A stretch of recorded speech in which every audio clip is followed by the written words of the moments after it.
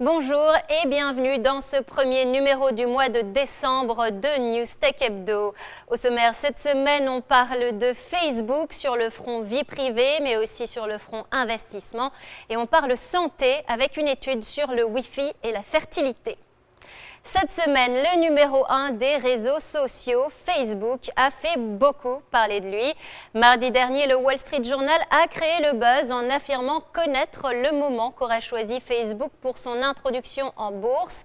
Le quotidien financier, citant des sources anonymes proches du dossier, annonçait que ce serait entre avril et juin 2012. C'est l'introduction en bourse la plus attendue du moment et surtout celle qui déclenche le plus de spéculation.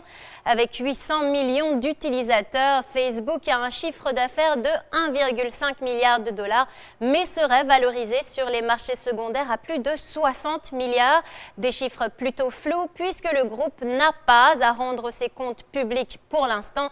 C'est d'ailleurs ce que déplore le gendarme des finances américain qui espère que l'introduction en bourse se fera le plus tôt possible. On reste avec Facebook, mais cette fois, on parle de droit à la vie privée. Le réseau social a été mis sous surveillance aux États-Unis suite à un accord à l'amiable dans l'enquête menée par la Commission fédérale du commerce américaine.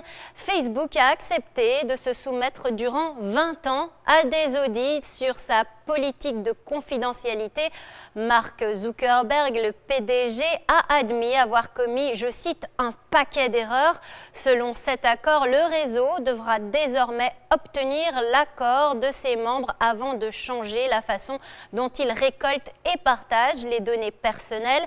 Celles-ci ne devraient donc plus être fournies aux publicitaires, même par erreur.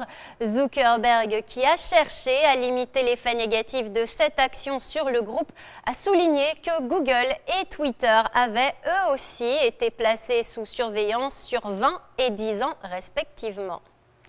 Et on termine avec cette enquête qui tend à prouver que le Wi-Fi pourrait causer une baisse de la fertilité.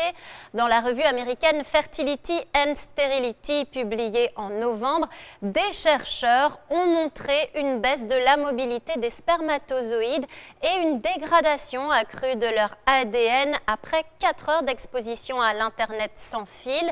Ils admettent toutefois devoir approfondir leur étude, cette dégradation pouvant être tout simplement due à l'émission de chaleur produite par l'appareil.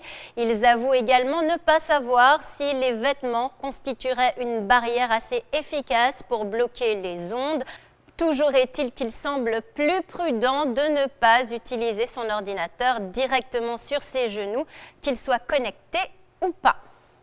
News Tech Hebdo, c'est tout pour cette semaine. Je vous retrouve le week-end prochain, toujours au Nasdaq, pour d'autres nouvelles du monde technologique avec NYFP.